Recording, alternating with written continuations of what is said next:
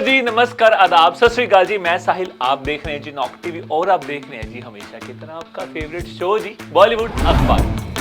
Well guys, आज Saturday है। सबसे पहले तो मुझे ये जरूर बताना है कि आप वीकेंड में कहाँ जा रहे हो, क्या कुछ स्पेशल प्लान्स हैं आपके, कमेंट सेक्शन में जरूर बताना। बट उससे पहले हमारा आज का शो तो देखो, आपके लिए बहुत कुछ खास लेकर आए हैं। शुरू करें, आइए जी। दीपिका पादुकोण गाइस फिर से हेडलाइंस में आ गई हैं। कल उन्होंने इमोशनल पोस्ट एक शेयर की है जहां वो शाहरुख खान के साथ अपनी नई फिल्म किंग के शूट की शुरुआत कर रही हैं और फोटो में दोनों हाथ पकड़ के खड़े दिखे। फैंस इमोशनल हो गए। दीपिका ने लिखा, ओम शांति ओम के सेट पे 18 साल पहले SRK ने मुझे सिखाया था कि फिल्म बनाने का एक्सपीरियंस और लोग उसकी सक्सेस से ज्यादा इंपॉर्टेंट होते हैं और वही रीजन है कि हम अब अपनी 6th फिल्म साथ कर रहे हैं। सिर्फ फैंस ही नहीं, रणवीर सिंह ने भी इंस्टेंटली कमेंट किया, बेस्टेस्ट बेस्टीज। पर सबसे ज्यादा बज इसलिए है क्योंकि पर ये पोस्ट बस एक दिन बाद आई जब विजयंती मूवीज ने ऑफिशियली अनाउंस किया कि दीपिका कल की 2898 AD के सीक्वल का पार्ट नहीं होगी। प्रोडक्शन हाउस ने कहा, लंबी जर्नी के बाद भी हम एक पार्टनरशिप नहीं बना पाए। कल की जैसे प्रोजेक्ट को प्योर कमिटमेंट की जरूरत है। We wish her best for future. ये पहली बार नहीं है जब दीपिका के प्रोफेशनल चॉइसेस इतना डिस्कशन में रहे हैं। याद दिला दें, कुछ मंथ पहले उसने संदीप रेड्डी वंगा की स्पिरिट भी छोड़ी थी। रिपोर्ट्स थे कि मदरहुड के बाद उसने 8 hour work day, profit sharing clauses और तेलुगु डायलॉग्स को लेकर अपनी कंडीशंस रखी थी। अब फैंस एक्साइटेड हैं देखने के लिए कि SRK दीपिका का मैजिक किंग में कैसा रंग दिखाता है। सिनेमा के फैंस के लिए एक बड़ी खबर, अनुराग कश्यप और वेत्री मारन की acclaim Tamil film bad girl अब हिंदी में रिलीज होने जा रही है और इसको सपोर्ट देने आ रही हैं जी Venice film festival winner film maker Anuparna Roy, जिन्होंने अपनी film Songs of Forgotten Trees के लिए best director of Orizzonti award जीता था। बैड गर्ल, जो वेत्री मारन की ग्रास रूट फिल्म कंपनी ने प्रोड्यूस की है, एक कमिंग ऑफ एज ड्रामा है directed by Varsha Bharat. Film में अंजलि शिवारामन ने राम्या का रोल प्ले किया है, एक टीनेज गर्ल जो चेन्नई में लव और लस्ट के बीच अपनी जर्नी नेविगेट करती है। क्रिटिक्स कह रहे हैं कि ये उसकी करियर डिफाइनिंग परफॉर्मेंस है। तमिलनाडु में रिलीज होते ही फिल्म ने काफी एक्लेम पाई और अब मेकर्स इसका हिंदी वर्जन लेकर आ रही हैं। लॉन्च इवेंट मुंबई में होगा जहां अनुराग कश्यप के साथ अनुपर्णा रॉय भी अटेंड इवेंट को करेंगी। ये एक पावरफुल मोमेंट होगा जहां फीमेल टैलेंट और विजनरीज एक ही स्टेज शेयर करेंगी। एक सोर्स का कहना है कि अनुपर्णा फिल्म देखकर इंप्रेस्ड हो गई थी। उन्होंने कहा कि एक यूनिकली फियर्स इंडियन स्टोरी है, एक लड़की के कमिंग ऑफ एज को विजुअली स्टनिंग तरीके से दिखाती है। इस फिल्म ने पहले इंटरनेशनल फिल्म फेस्टिवल रोटरडैम में नेटपैक अवार्ड जीत चुका है और म्यूजिक कंपोज किया है अमित त्रिवेदी ने। अब हिंदी रिलीज के साथ मेकर्स को उम्मीद है कि राम्या की कहानी और भी ज्यादा ऑडियंस तक पहुंचेगी और आइडेंटिटी और डिजायर के थीम्स हर जगह रीजनेट करेंगी। तो तैयार हो जाओ क्योंकि बैड गर्ल का हिंदी वर्जन एक कल्चरल मूवमेंट गाइस बनने वाला है। Pan India star JR NTR के फैंस के लिए एक छोटी सी टेंशन वाली खबर आई है। हैदराबाद के अनुपर्णा स्टूडियोज में एड शूट करते वक्त उनका एक माइनर एक्सीडेंट हो गया। सोर्सेज के हिसाब से इंजरी ज्यादा सीरियस नहीं है, लेकिन डॉक्टर्स ने उन्हें कुछ हफ्ते रेस्ट लेने की सलाह दी है। एक्टर की टीम ने ऑफिशियल स्टेटमेंट में कहा कि NTR को एक छोटी सी चोट लगी है, उनका हेल्थ स्टेबल है और फैंस और मीडिया से रिक्वेस्ट है कि स्पेकुलेशन ना करें, वो कंप्लीट रिकवरी के लिए कुछ वीक रेस्ट करेंगे। ये सुनकर फैंस को थोड़ी तसल्ली मिली। रिसेंट रिलीज में JR NTR ऋतिक रोशन और कियारा आडवाणी के साथ वॉर 2 में दिखाई दिए थे, जो यश राज फिल्म के स्पाई यूनिवर्स का पार्ट है। हैदराबाद में ग्रैंड प्री रिलीज इवेंट में उन्होंने ऋतिक के लिए अपना एडमिरेशन भी ओपनली शेयर किया था। उन्होंने कहा था, जब मैंने ऋतिक को कहो ना प्यार है में देखा था तो मैं पागल हो गया था। अगर इस कंट्री में कोई एक्टर है जो अपने क्राफ्ट के लिए मोस्ट डेडिकेटेड है तो वो है जी ऋतिक रोशन, और वो हम्बलनेस और ब्रिलियंस दोनों के साथ एक ग्रेटेस्ट डांसर भी हैं। अभी के लिए JR NTR थोड़ा ब्रेक लेंगे, लेकिन डॉक्टर्स और क्लोज टीम की माने तो वो जल्द ही बैक ऑन सेट्स होंगे गाइस। फैंस और पूरी फिल्म फ्रेटर्निटी उनको स्पीडी रिकवरी विश कर रही है ताकि वो फिर से वापस एंटरटेनमेंट की दुनिया में धमाका कर सके। हेरा फेरी फ्रेंचाइजी फिर से कंट्रोवर्सी में गाइस फंस गई है। प्रोड्यूसर फिरोज नाडेडवाला ने स्ट्रीमिंग गिगांट नेटफ्लिक्स को एक लीगल नोटिस भेजा है और उन पे सीरियस इल्जाम लगाए हैं unauthorised use of Baburao Ganpatrao Apte का, जो परेश रावल ने इमोर्टल बना दिया था। नाडेडवाला के लॉयर सना रईस खान का कहना है, इंटेलेक्चुअल प्रॉपर्टी कोई कैजुअल बोरिंग नहीं होती, ये क्रिएटिविटी की जान है। मेरे क्लाइंट के आइकॉनिक कैरेक्टर का बिना परमिशन यूज करना सिर्फ इन्फ्रिंगमेंट नहीं है बल्कि सबसे बड़ा कमर्शियल थेफ्ट है। उन्होंने ये भी वार्न किया है कि लॉ ऐसे राइट्स का डिल्यूशन बिल्कुल अलाउ नहीं करेगा। बाबू राव का कैरेक्टर सबसे पहली बार 2000 के सुपरहिट हेरा फेरी में आया था। प्रियदर्शन ने डायरेक्ट की थी वो फिल्म। नीरज वोरा के डायरेक्शन में और अक्षय कुमार का राजू, सुनील शेट्टी का श्याम और परेश रावल का बाबू राव, ये ट्रियो एक कल्ट कॉमेडी बन गया था। अब जब हेरा फेरी 3 की शूट के लिए वही आइकॉनिक ट्रियो वापस आ रहा है तो प्रियदर्शन खुद डायरेक्ट कर रहे हैं, तो प्रोड्यूसर के लिए कैरेक्टर का लेगेसी प्रोटेक्ट करना और भी इंपॉर्टेंट हो गया था। गाइस, वैसे मैं इसमें आपको बताना चाहूंगा कि कपिल शर्मा के शो में कीकू शारदा ने ये कैरेक्टर प्ले किया था। जहां तक हमें पता है या सोर्सेज के हिसाब से ये उसी बाबू राव के कैरेक्टर की बात हो रही है जो शो में यूज किया गया था। नेटफ्लिक्स पे जो शो आता है कपिल शर्मा का शो, ये केस सिर्फ हेरा फेरी का नहीं बल्कि एक बड़े डिस्कशन को हाईलाइट करता है। बॉलीवुड में पर्सनैलिटी राइट्स और इंटेलेक्चुअल प्रॉपर्टी डिस्प्यूट्स बढ़ रहे हैं। अभिषेक बच्चन ने भी कुछ टाइम पहले दिल्ली हाई कोर्ट में अप्रोच किया था अपने नाम, आवाज और इमेज का अनऑथराइज्ड यूज को रोकने के लिए। क्लियरली डिजिटल एरा में कंटेंट की तेजी के साथ अपने राइट्स प्रोटेक्ट करना इंडस्ट्री के लिए एक बहुत बड़ा चैलेंज बन गया है और हेरा फेरी रॉ ने इस डिबेट को एक बार फिर स्पॉटलाइट में ला दिया है। अब देखना ये होगा कि आगे होता क्या है। इंडियन सिनेमा के लिए एक बड़ी खुशखबरी, Neeraj Ghaywan directed film home bound को फिल्म फेडरेशन ऑफ इंडिया ने ऑस्कर 2026 के लिए इंडिया का ऑफिशियल एंट्री गाइस अनाउंस कर दिया है बेस्ट इंटरनेशनल फीचर कैटेगरी के अंदर। और इस प्राउड मोमेंट ने पूरे इंडस्ट्री में सेलिब्रेशन का माहौल गाइस बना दिया है। फिल्म को प्रोड्यूस किया है जी धर्मा प्रोडक्शन ने, जिसमें लीड रोल में है ईशान खट्टर, विशाल जेठवा और जानवी कपूर। अनाउंसमेंट के बाद करण जौहर ने कहा, हम ऑनर्ड और हम्बल हैं कि होम बाउंड को इंडिया का एंट्री चूज किया गया। नीरज का ये लेबर ऑफ लव कहीं भी चले दिल जीत लेगा। डायरेक्टर नीरज घेवान ने भी इमोशनल होकर कहा, ये फिल्म हमारे लैंड और हमारे लोगों के प्यार में रूटेड है। इंडिया को वर्ल्ड स्टेज पर रिप्रेजेंट करना मेरे लिए एक ऑनर है और बहुत बड़ा प्राइड का मोमेंट भी। जानवी कपूर ने अपने सोशल मीडिया पोस्ट में लिखा, यह फिल्म मेरे लिए एक ड्रीम एक्सपीरियंस था। हर पल, हर इंसान और ये कहानी मेरे दिल के बहुत करीब है। जर्नी ही असली रिवॉर्ड थी और आज ये सिलेक्शन सबके लिए एक सेलिब्रेशन है जो मैंने इस फिल्म के साथ फील किया। तो अब सारी नजरें होम बाउंड पर होंगी क्योंकि ऑस्कर 2026 में इंडिया के कलर से फिल्म वर्ल्ड ऑडियंस के सामने लेकर जाएगी। ट्रूली एक प्राउड मोमेंट होगा for Indian cinema. Love story के फैंस के लिए एक बड़ी खुशखबरी है गाइस। विजय वर्मा और फातिमा सना शेख स्टारर गुस्ताख इश्क कुछ पहले जैसा अब ऑफिशियली अपनी रिलीज डेट के साथ रेडी है। फिल्म 21 नवंबर 2025 को थिएटर्स में आ रही है और ये एक रोमांटिक सेलिब्रेशन गाइस होने वाला है। सबसे खास बात यह है कि इस फिल्म के प्रोड्यूसर हैं फैशन और ग्लैमर के किंग मनीष मल्होत्रा। गुस्ताख इश्क उनका पहला सिनेमैटिक प्रोडक्शन है स्टेज 5 प्रोडक्शन के बैनर पर। मनीष ने इसे अपना पैशन प्रोजेक्ट बनाया है जहां स्टोरी टेलिंग के थ्रू वो एक क्लासिक रोमांस वापस ला रहे हैं। फिल्म की कास्ट भी काफी स्ट्रॉन्ग है। विजय वर्मा और फातिमा सना शेख के साथ हैं वेटरन एक्टर नसीरुद्दीन शाह। कहानी एक ऐसे लव को सेलिब्रेट करती है जो इनोसेंट भी और दिल की गहराई को टच करता है, बिल्कुल पहली मोहब्बत की तरह। रिसेंटली मेकर्स ने इसका पहला सॉन्ग लॉन्च किया था, उल जलूल इश्क, और इस गाने में हुआ एक मैजिकल कोलैबोरेशन। म्यूजिक दिया है जी विशाल भारद्वाज ने, लिरिक्स लिखे हैं जी गुलजार साहब ने, साउंड डिजाइन किया है जी ऑस्कर विनर रेजुल पोकुटी ने और आवाज दी है जी शिल्पा राव और पैंपो जैसे अवार्ड विनिंग सिंगर। मतलब ट्रू सोलफुल कॉम्बो। तो नवंबर के महीने में तैयार हो जाइए गाइस एक क्लासिक रोमांस थिएटर स्क्रीन पर देखने के लिए, क्योंकि गुस्ताख इश्क प्यार के सीजन को फिर से ज्यादा करने आ रहा है जी मशहूर। ब्यूटी और फैशन वर्ल्ड में कैटरीना कैफ के ब्रांड के ब्यूटी ने एक और बड़ा रिकॉर्ड क्रिएट कर दिया है यूके में अपना ऑफिशियल डेब्यू करके। के ब्यूटी स्पेस एनके के प्लेटफॉर्म पर सबसे ज्यादा सर्च ब्रांड बन गया है। सिर्फ कुछ ही दिनों में के ब्यूटी टॉप सर्च बन गया और के वेबसाइट पर 4th मोस्ट सर्च टाउन पर आ गया। सेल्स का परफॉर्मेंस एक्सपेक्टेशन से भी डबल निकला और सबसे खास बात, कस्टमर्स एवरेज 3.4 प्रोडक्ट खरीद रहे हैं जी एक परचेज में। मतलब ब्रांड के लिए यूके एंट्री एक धमाका बन चुकी है।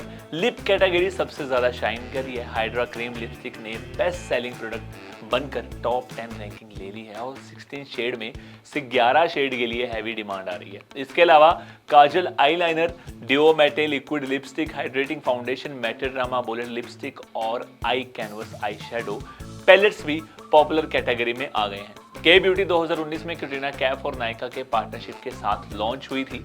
इसका फोकस रहा है परफॉर्मेंस केयर और इंक्लूसिविटी। इंडिया से जीसीसी तक एक्सपेंशन के बाद अब ब्रांड यूके में अपनी आइडेंटिटी क्रिएट कर रहा है। कैटरीना कैफ ने कहा, के ब्यूटी का मकसद हमेशा रहा है कि मेकअप के थ्रू सेल्फ एक्सप्रेशन को सेलिब्रेट करना, लोगों को एम्पावर करना, कि वो अपनी यूनिक आइडेंटिटी में कॉन्फिडेंट फील करें। अब यूके में इस फिलॉसफी को इतना पॉजिटिव रिस्पॉन्स मिलना मेरे लिए बहुत स्पेशल है। क्लियरली के ब्यूटी इंडियन ब्यूटी को ग्लोबल ऑडियंस तक ले जा रहा है और कैटरीना कैफ इस जर्नी में एक स्ट्रॉन्ग ब्रांड लीडर बन के खड़ी है। अब बढ़ते हैं आगे और बात करते हैं जी सेगमेंट 2 की और बताते हैं जी इस सेगमेंट में क्या है खास आपके लिए।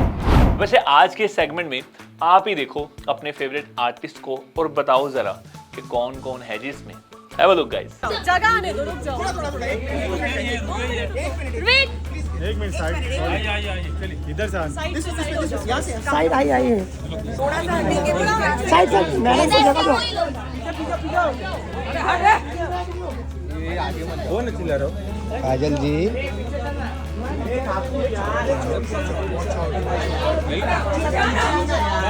एक्सक्यूज मी अरे संभालो मैडम। मैडम जी थोड़ा ये साइड आइए ना, थोड़ा ये साइड। ओके ठीक ठीक, तो आप सिर्फ टर्न हो जाना बाद में। मैडम जी थोड़ा सब लोग पीछे आ जाओ, थोड़ा सब लोग पीछे आ जाओ। दादा थोड़ा पीछे आ जाओ, थोड़ा पीछे आ जाओ। काजल जी यहाँ पे सामने। नहीं मैडम जी थोड़ा सा टर्न हो जाइए ये साइड। हाँ जी बस। मैडम जी इतने वक्त मैडम इकडे या बाजूला। मैडम इथे थोड़ा पीछे यार, कैमरा पीछे।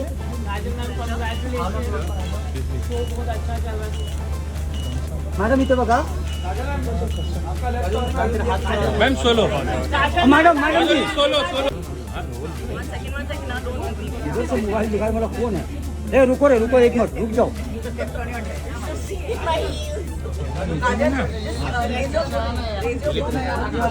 ए थोड़ा पीछे हो रे, ए थोड़ा लाइट किधर दे है, ए थोड़ा पीछे हो रे। मैडम इथे, मैडम ये बाजू मैम स्माइल। काजल जी सामने सामने, काजल जी यहाँ पे हम सामने देखिए। काजल जी सामने सामने। काजल मैम लुक किया मैम इधर देखा ही नहीं। काजल मैम तुमसे राइट लो मैडम। काजल पीछे मैडम जी पीछे।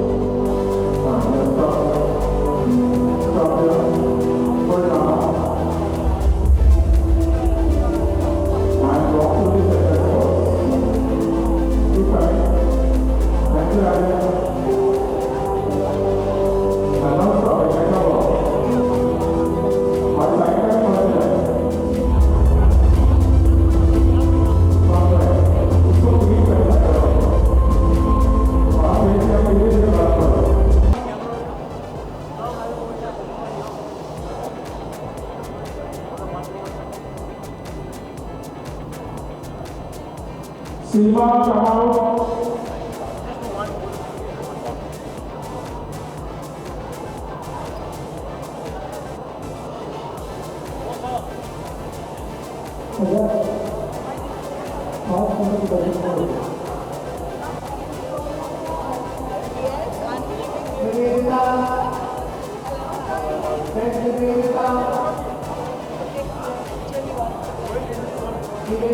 Thank you.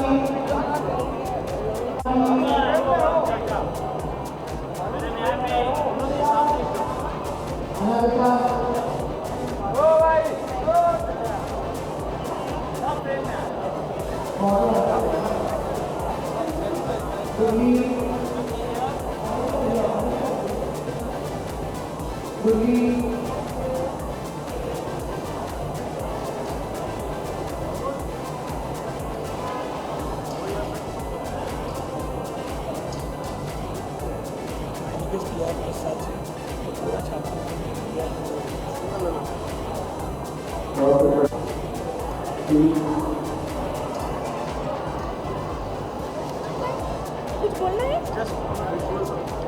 Should I speak? Okay, so what do I do? कहाँ? Here?